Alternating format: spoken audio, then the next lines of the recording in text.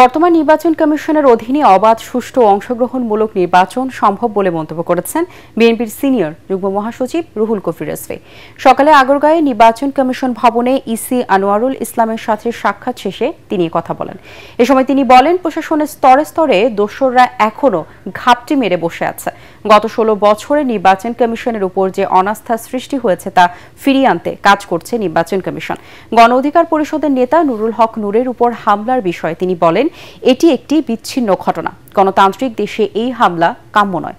জড়িতদের আইনের আওতায় এনে তদন্ত করে সুষ্ঠু বিচার দাবি করেন তিনি। পরে ভিপি নূরকে দেখতে ঢাকা মেডিকেল কলেজ হাসপাতালে যান রুহুল কবির রিজভী।